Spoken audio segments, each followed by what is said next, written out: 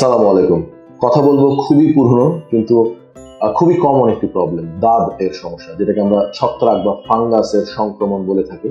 আমাদের ডার্মাটোলজিক্যাল টার্মে যেটাকে আমরা টিনিয়া বলে থাকি। খুবই খুবই কমন একটি প্রবলেম। বর্তমানে বাংলাদেশে এই দাঁতের বা ফাঙ্গাস জনিত সমস্যার প্রাদুর্ভাব এত বেশি যে এটা একটা পাবলিক হেলথ কনসার্ন হয়ে দাঁড়িয়েছে।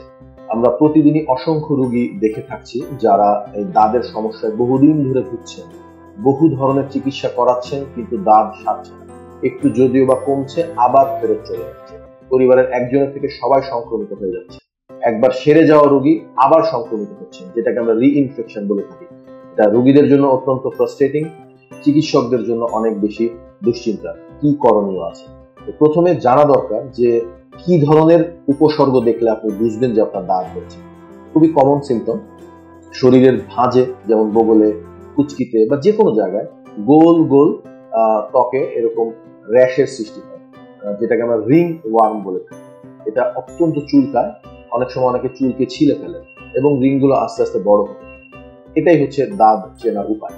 দাঁতে কেন দাঁত সারছে না বা বারবার ফেরত আসছে, অনেকগুলো কারণ আছে। প্রথম কারণ হচ্ছে যে দেখা যায় যে শুরুতেই দাঁত যখন হচ্ছে, যে কোনো কারো পরামর্শে অনেকে ওষুধ ব্যবহার শুরু করে এবং অনেক ক্ষেত্রে দেখা যায় যে এই যে মলম যেগুলো ব্যবহার করছেন পর্যাপ্ত কাজ করছে না বা এর মধ্যে স্টেরয়েড মিক্স মলম রয়ে যাচ্ছে। এবং স্টেরয়েড যেটা করে, প্রথমত দাঁতে একটু রিলিফ দিলেও এরপরে দাঁতটাকে সরিয়ে দেয় এবং যে প্রবলেমটা করে ওই ফাঙ্গাসটাকে তারা যে কোনো কনভেনশনাল ওষুধের জন্য রেজিস্ট্যান্ট করে ফেলে, অর্থাৎ এরপরে আর কোনো ওষুধ কাজ করতে চায়। আরেকটা বিষয় পরিলক্ষিত হয় যে যেই ওষুধটা যেই ডোজে দেওয়া হয়েছে একটু লেন্দি কোর্স থাকার কারণে একটু কমে যাওয়ার পরেই আর ওইটাকে পুরোপুরি কমপ্লিট করার প্রবণতা দেখা যায় না, অর্থাৎ চিকিৎসা মাঝ পথে অনেকে ছেড়ে দেয়, যার ফলে দেখা যায় কমপ্লিট কোর্স না করার কারণে এটা পুরোপুরি ভাবে সারছে না। আরেকটা বিষয় দেখা যায় সেটা হচ্ছে যে ওষুধটা খাচ্ছে সেটা ডোজ ঠিক মতো হচ্ছে কিনা, সেটাও খুব জরুরি বিষয়।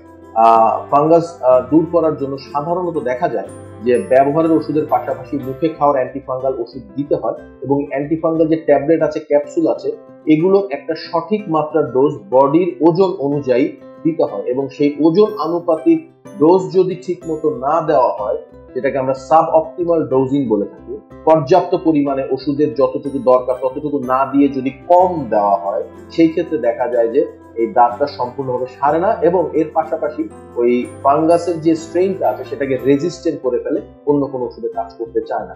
এর পাশাপাশি পরিলক্ষিত হচ্ছে যে আমরা খেয়াল করছি যে বেশ কিছু ওষুধ দাঁতের জন্য ব্যবহার হচ্ছে যেটা মূলত ত্বকের দাঁতের জন্য ব্যবহারের উপযোগী নয়। ওই ওষুধগুলো খাওয়ার কারণে যেটা হয় যে শুরুর দিকে একটু কমে যায়, এরপরে দাঁতটা আবার ফেরত চলে আসে, আর কোনো ওষুধ কাজ করে না।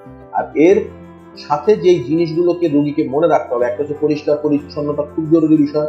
ঘাম হতে থাকলে ঘাম মুছে ফেলতে হবে, যে কাপড়টা পরিধান করছেন সেটা পরিষ্কার রাখতে হবে এবং পরিবারের সকলকে একসাথে চিকিৎসা নেওয়ার বিষয়টা খুব গুরুত্বপূর্ণ। দেখা যায় ম্যাক্সিমাম ক্ষেত্রে যে একসাথে চিকিৎসা নিচ্ছেন না, একজন চিকিৎসা করছেন, ওনার কমে যাচ্ছে কিন্তু আরেকজন আক্রান্ত হয়ে গেছেন, উনি সেখান থেকে আবার পুনরায় তিনি আক্রান্ত হচ্ছেন।